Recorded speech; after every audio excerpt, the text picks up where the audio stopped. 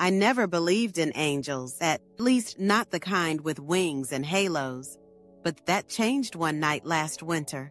I need to tell you what happened to me, something I've only shared with my closest friends until now. I was at the lowest point in my life. My dad had just passed away suddenly. I'd lost my job the same month, and my relationship of 5 years had fallen apart. It felt like the universe was against me, like everything I touched turned to dust. I remember sitting alone in my car that night. It was raining, pouring actually. The kind of storm where the raindrops hit so hard, they sound like tiny hammers. I'd pulled over at some empty parking lot. I couldn't even drive anymore because I was crying so hard. Have you ever felt so completely alone? So lost that you don't even know which direction to look for help? That's where I was. Rock bottom. I remember asking out loud, "Is this it? Is this all there is?" I wasn't even sure who I was talking to. God? The universe? Nobody? I just needed someone or something to hear me. The rain kept hammering down. My windows were fogging up from my breath. And then something strange happened. The air in my car changed. It's hard to explain. It was like the oxygen became thicker, heavier somehow. The hairs on my arms stood up, and there was this feeling of presence. Not something I could see with my eyes, but something I could feel in every cell of my body.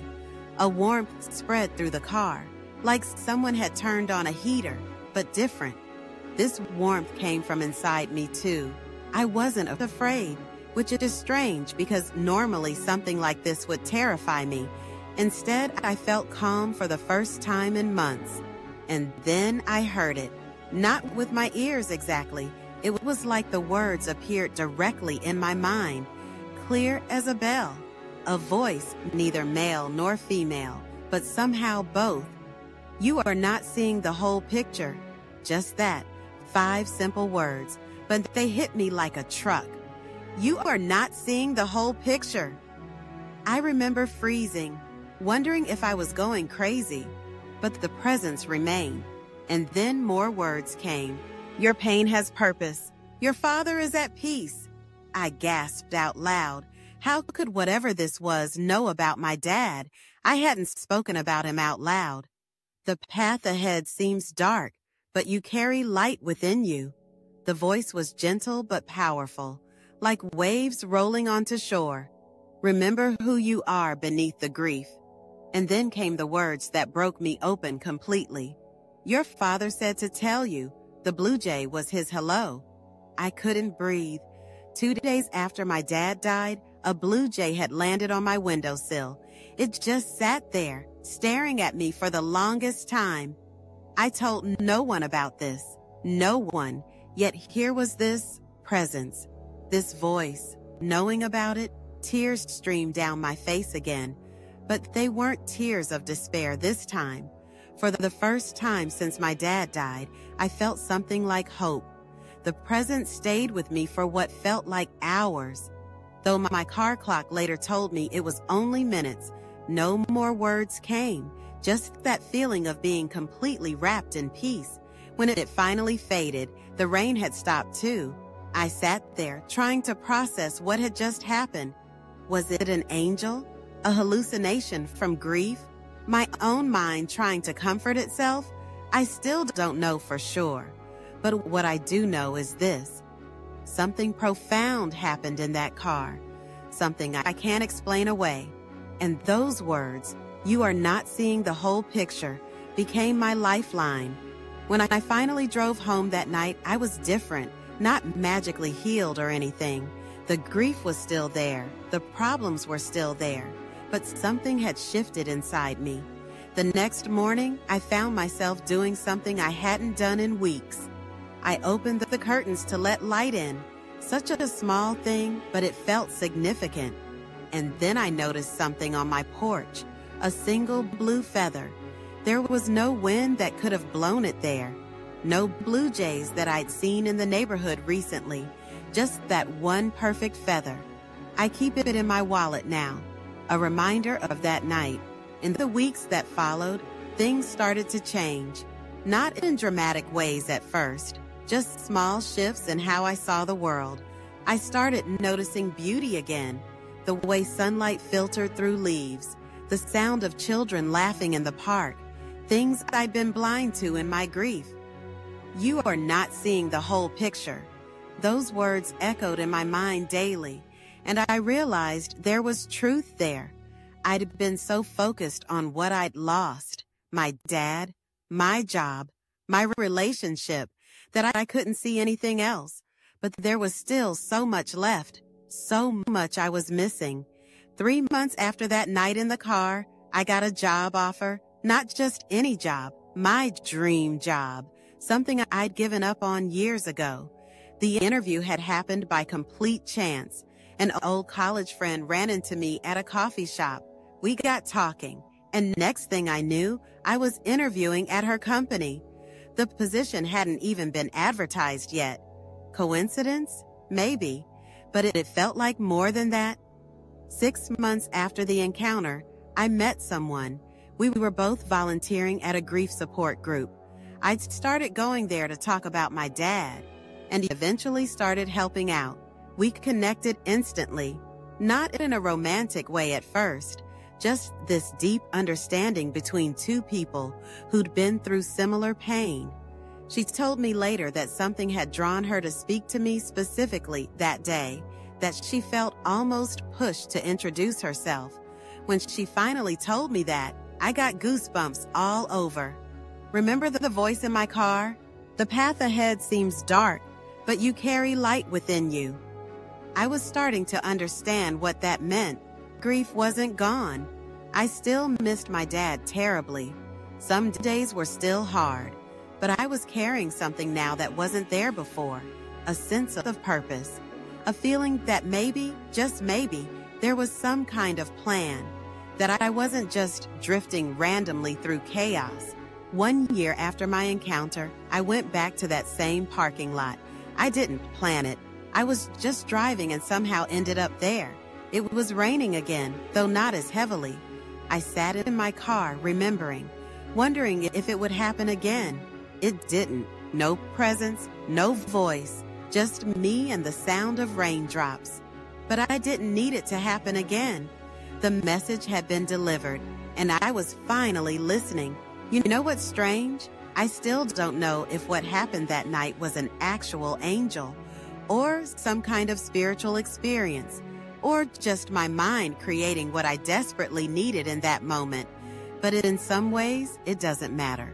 What matters is what changed inside me, how I started seeing the whole picture, not just the darkness, but the light too, not just what I'd lost, but what remained, and what could still be. I'm telling this story now because I wonder how many of you have had moments like this, unexplainable moments, times when something or someone seemed to reach across some invisible barrier to deliver exactly the message you needed. Maybe you didn't see wings or halos. Maybe there was no dramatic music or beam of light, just a quiet voice, a sudden knowing, a presence that brought peace when you needed it most. I've talked to more people about this than you might think, people from all walks of life, people who consider themselves spiritual and people who don't. But so many have had these moments, these unexplainable encounters, and they keep them secret, afraid of being judged, afraid of people thinking they're crazy, so they stay silent. But these experiences are more common than we realize. About 3 years after my encounter in the car, something else happened. I was cleaning out the last of my dad's things, finally ready to go through his desk. In the back of a drawer, I found a small journal I'd never seen before. Most pages were blank, but there were a few entries. My hands were shaking as I read them. My dad wasn't a man who talked much about spiritual things. He was practical, down to earth. But in this journal, he'd written about his own encounter. Years before, when he was facing a health crisis, he'd described a presence, not something he could see, but something he could feel, and words that came to him when he was at his lowest. Trust the journey. You have more time. 2 weeks later, his dire diagnosis was found to be a mistake. He lived another 15 years after that. He never told any of us this story, but he wrote that he'd always associated blue jays with that moment, because right after his experience, he saw one outside his hospital window. When I read that, I had to sit down. The blue jay, the same sign he'd apparently sent me through whatever voice had spoken in my car. I can't explain it. I've tried, and believe me, I've gone through all the rational explanations. Coincidence? My subconscious remembering something my dad once mentioned about blue jays, grief-induced hallucination. But none of those explanations feel complete. None of them explain the peace I felt, or the specific message about my father, or how my life changed direction after that night.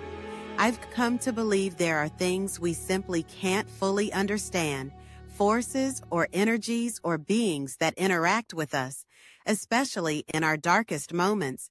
Call them angels if you want, or guides, or simply the universe caring enough to reach out. The name doesn't matter so much. What matters is that we're not as alone as we sometimes feel. That's the real message I took from my experience. Not just the words that were spoken, but the profound feeling that came with them. The absolute certainty that there is more. More than what we can see. More than what we can measure. More than what we can explain. There's a quote I love. Just because you can't explain it doesn't mean it isn't so. I think of that often when I remember my encounter. I don't have proof, no recording, no photo, just my experience. And the changes that followed. About 2 years ago, I started a small support group, not just for grief, but for people who've had unexplainable experiences, spiritual encounters, moments that changed them. We meet once a month, share our stories, no judgment, no attempts to prove or disprove, just sharing. And you know what amazes me? How similar many of these experiences are. The feeling of presence, the sense of time standing still, the message that seems perfectly tailored to exactly what that person needed, and most importantly, the change that follows. Because that's the thing about true spiritual encounters. They change you. Not always in dramatic ways, sometimes in the quietest, most subtle shifts of perspective. But change happens. I look back at who I was before that rainy night and who I am now. It's not that I don't still feel grief. I do. It's not that everything is perfect. It isn't. But I see differently now, more completely. The whole picture, as the voice said, the pain and the beauty, the loss and the gifts, the endings and the beginnings, all of it. I keep thinking about something else the voice said that night. Remember who you are beneath the grief. That one took me longer to understand, because grief had become my identity. I was the person who lost their dad, their job, their relationship, the person who was dealt a terrible hand, but beneath all that was still me. The me who existed before all that pain, the me who could laugh, who had dreams, who saw magic in ordinary moments. That's who I needed to remember, and slowly I did. I often wonder if my experience was unique, or if the presence I felt speaks to many of us in different ways, different words, but the same essence. I wonder how many messages are being delivered right now, in quiet cars during rainstorms, in hospital rooms in the middle of the night, in moments of deep meditation, in the space between sleeping and waking. Messages we desperately need to hear. Sometimes I'll be going about my day, grocery shopping, walking the dog, nothing special, and I'll feel the slightest echo of that presence. Just for a second, a reminder, perhaps, that what happened was real, and that I'm still being watched over, still being guided, even when I can't hear the voice. I don't share this story to convince anyone. That's not the point. I share it because maybe you've experienced something similar and felt alone with it, afraid to speak of it. Or maybe you're in that dark place I was, wondering if there's anything beyond your pain. If there's anyone listening when you cry out, I can't prove there is, but I can tell you what happened to me, and that it changed everything. Sometimes people ask me if I'm afraid that it was all in my head, that there are no angels or guides or whatever I encountered, that we're truly alone in an indifferent universe. I understand that fear. I've felt it too, but here's what I've come to believe. Even if, and this is a big if, even if what I experienced was somehow created by my own mind, even if there was no external force or being speaking to me, the message still matters. The peace was still real. The change was still profound. And maybe that's the true miracle, that in our darkest moments, something within us or beyond us reaches out, offers exactly what we need, whether it comes from heaven or our own depths. The source doesn't diminish the gift. A few months ago, I was helping a friend through a terrible loss. I didn't tell her my angel story. It didn't seem like the right time, but I did share some of the wisdom I'd gained about seeing the whole picture, about remembering who we are beneath our grief. Later, she called me. She'd been sitting alone, crying, when she felt a strange warmth fill the room and a sense that she wasn't alone.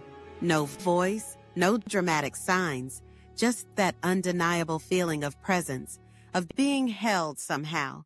She asked me if I thought it was an angel. I said I didn't know, but that it didn't matter what name we gave it. What mattered was that in her darkest moment, she'd been reminded she wasn't alone. That's the essence of all this, I think. The reminder that we're connected to each other, to something larger, to a love that somehow finds us even when we feel most lost. Is that what angels are? Messengers of that connection? Reminders of that love? I think maybe they are. Not the Hollywood version with wings and robes, but something both simpler and more profound.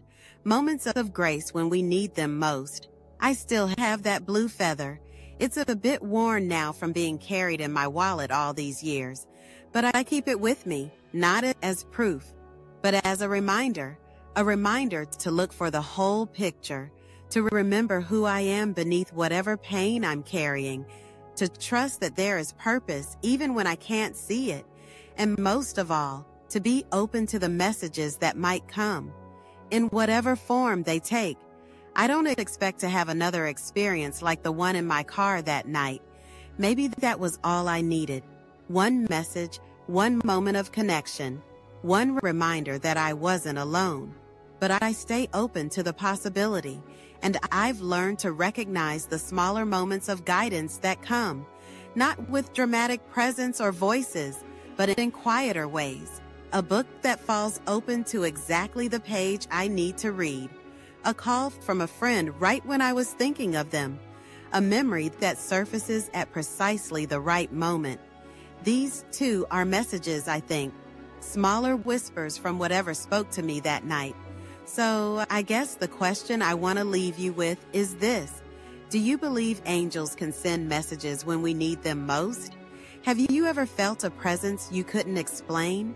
Heard words that seemed to come from beyond yourself? Experienced a moment of peace that made no logical sense given your circumstances? I'm not asking you to believe my story. I'm asking if you have your own. Because I've found that when people feel safe enough to share, so many do have these experiences. They're more common than we think. We just don't talk about them. Maybe we should.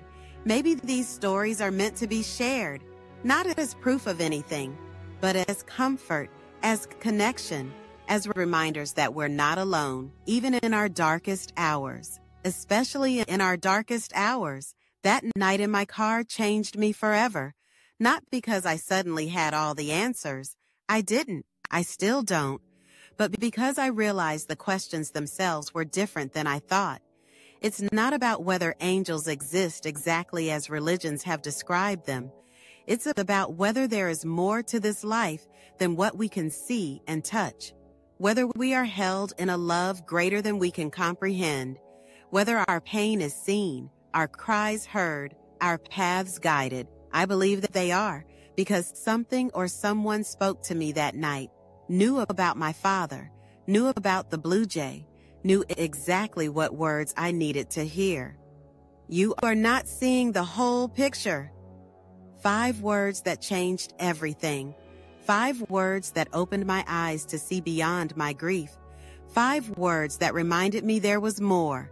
More to my story, more to my father's story, more to all of our stories than what we can see in our moments of darkness. I don't know if my father sent that angel, or if the angel simply knew how to reach me through him. I do know that the boundaries between this world and whatever lies beyond are thinner than we think, more permeable, more open to communication than we usually believe. Sometimes, if we're quiet enough, if we're broken open enough, we can hear the messages coming through. I was in my car that night because I couldn't bear to be home, surrounded by reminders of my dad, of my ex, of the life that had fallen apart. I just needed to drive, to be in motion when everything else felt like it had stopped. And maybe that's why the encounter happened there, in between places, in transition, just like I was in transition between my old life and whatever was coming next. I don't have all the answers. I'm still learning, still seeking, still trying to understand what happened to me. But I know this much. It was real, it mattered, and it offers hope. Hope that we are seen in our pain, that we are not forgotten, that we are guided even when the path seems darkest, that there are messengers, call them angels if you will, who reach across the divide, who remind us of truths we've forgotten, who help us see the whole picture when grief or pain has narrowed our vision. Today, 5 years after that night in my car, I still have hard days. I still miss my dad terribly. I still wonder about the mysteries of life and death, but I no longer feel alone in that wondering, and that has made all the difference. So, if you're in that dark place now, if you're feeling lost or forgotten, if you're wondering if anyone or anything hears your cries, I can't promise you an angel will appear in your car during a rainstorm, but I can tell you this: you are not alone. Your pain is seen, and there is more to your story than what you can see right now. You are not seeing the whole picture, not yet, but perhaps in time you will. Just as I did, just as so many others have. Keep your heart open to the messages. They may come in ways you never expected, through people, through nature, through dreams, or through a presence you can't explain. But they do come. Of that, I am certain. And when they do, they change everything. Thank you for listening to my story. I'd love to hear yours. Do you believe angels can send messages when we need them most?